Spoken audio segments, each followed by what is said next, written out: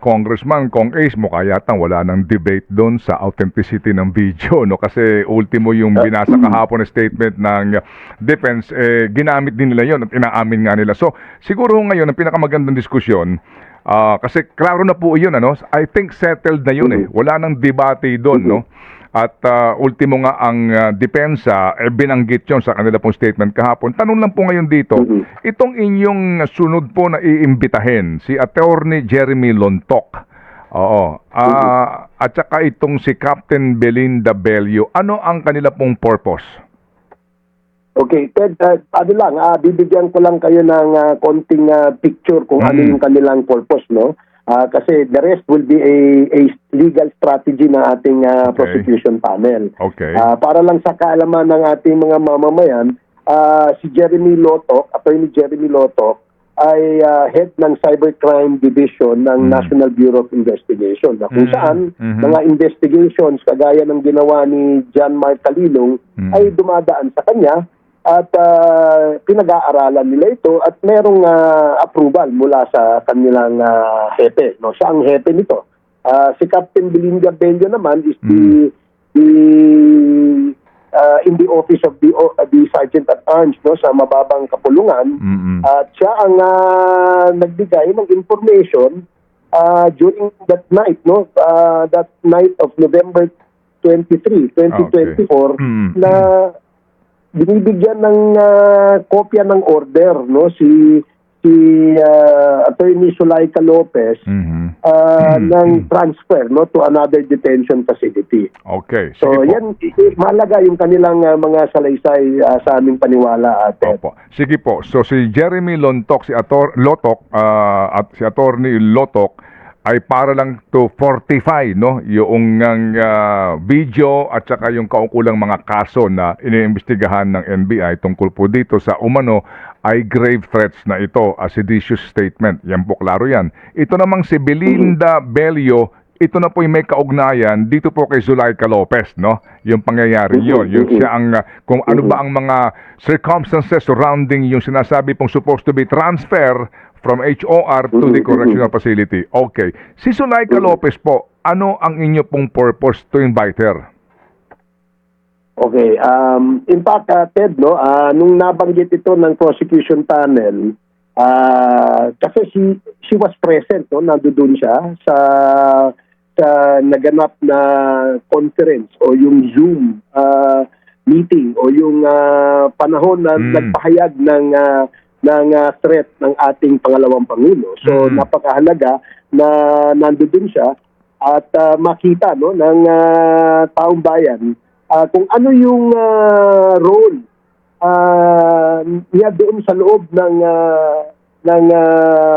conference na yon o yung pagpapahayag yung nasa loob ng video na yon. And we would like to get a picture kung ano yung circumstances surrounding the event, no, kung saan nagkaroon ng ganung pagpapahayag ang ating pangalawang Pangulo. Okay. The rest would come in the form of questions that will be asked by the prosecution panel. Okay. So out of the picture na po si Director Matibag.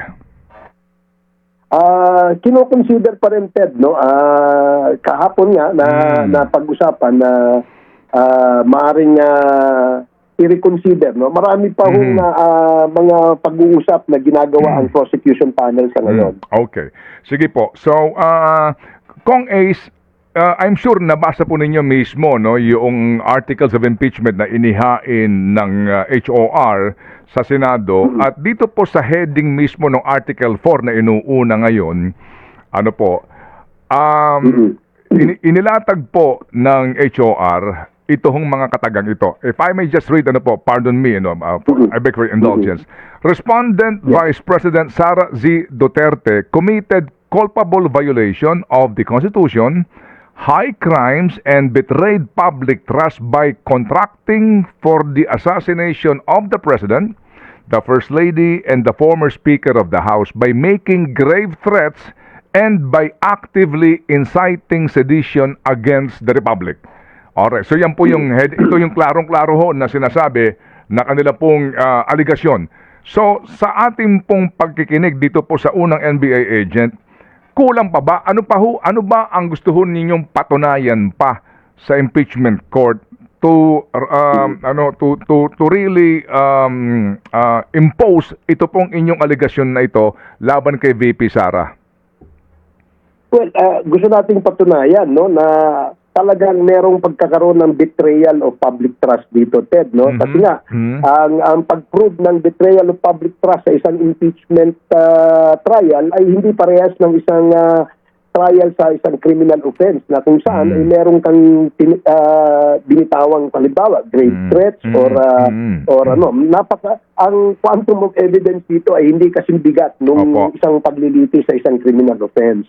So ito ay dapat makita ng taong bayan na merong ganitong klaseng paglabag no sa alituntunin ng ating saligang batas na ginawa ang ating pangalawang pangulo.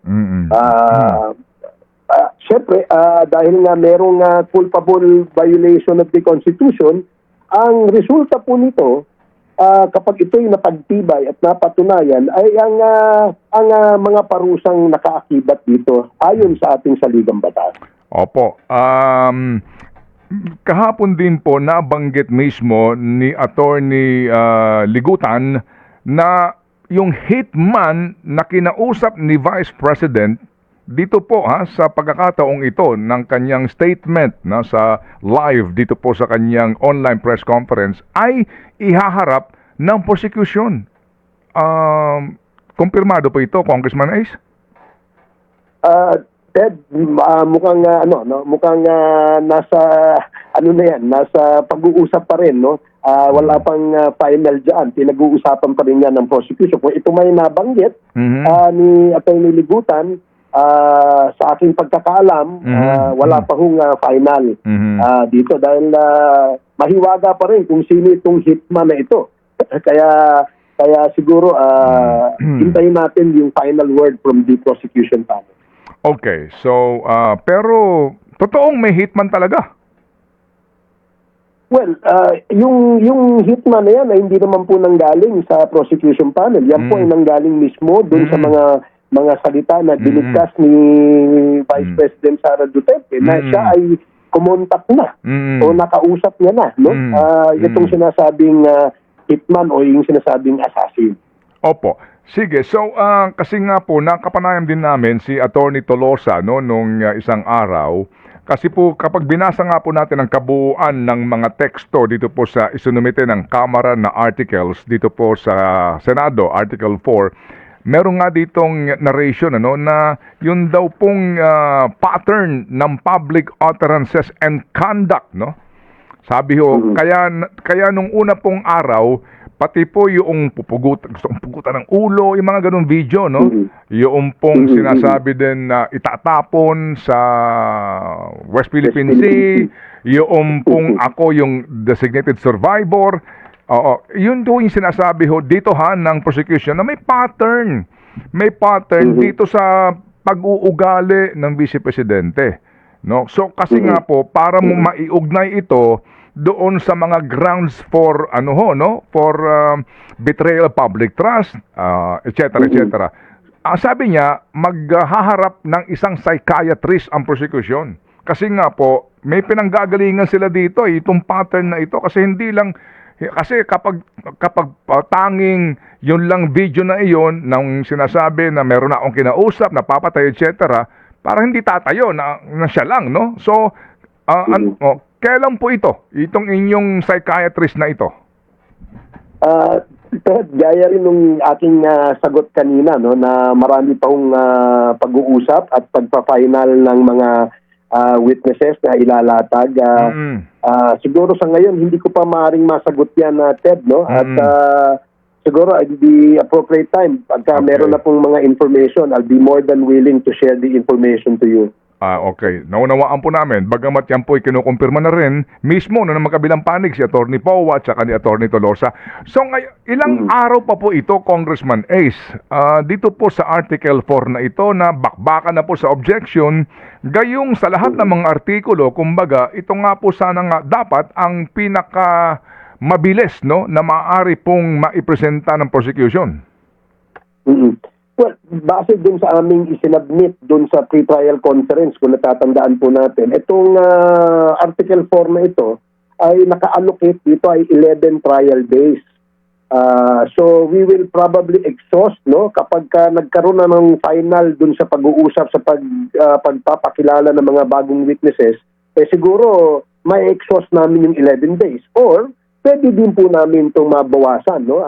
We will comply with the pre-trial order issued by the clerk of court kapag natapos na po itong aming ma-final na po itong aming ilalatag na mga witnesses o mga ebidensya. Alright, sige po. So sa ngayon po, sir, sa ngayon na sitwasyon, ano po ang inyong masasabi sa lahat po ng mga nagmemensahe, nagpapakalat po ng mga kung ano-anong mga impormasyon na mukhang durog na ang prosecution sa nangyari po kahapon?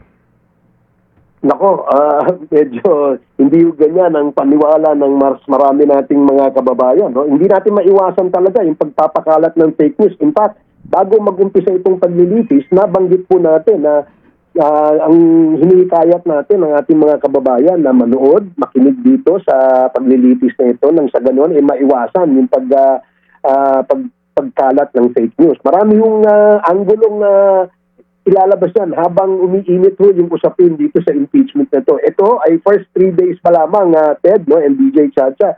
Nakita na natin kung ano na yung mga iba't ibang anggulo na lumalabas sa ating social media. So, para maiwasan po ito, ang aming request sa ating mga kababayan ay panoorin, pakinggan dun sa mga legitimate na mga news outlets, no? Gagaya ho ng inyong programa ho sa ibang radio stations at sa ating mga telebisyon, no? Nang sa ganun, ma-confirm natin, wag po basta-basta maniniwala sa mga nakikita sa social media.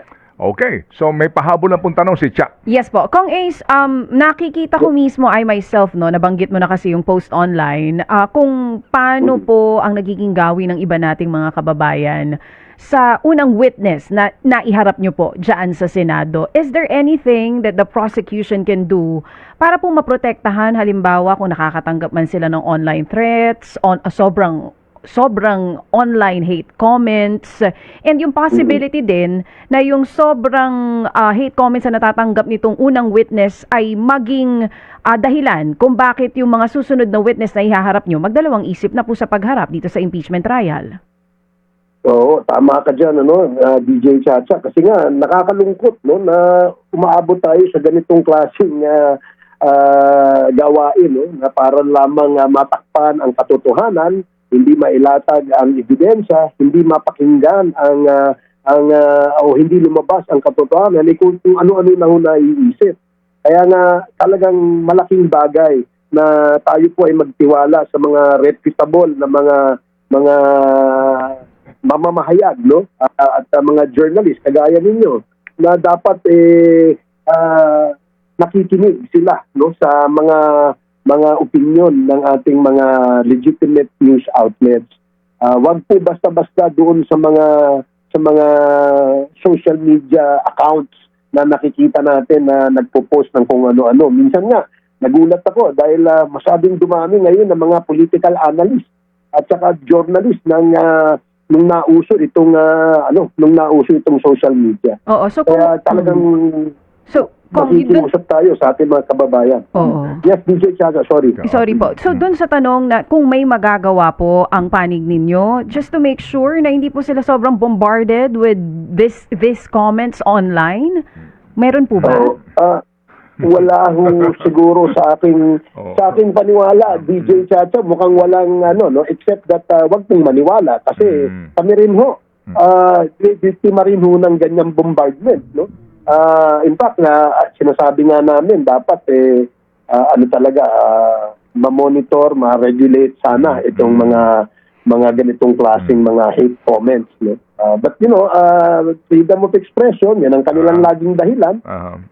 Okay.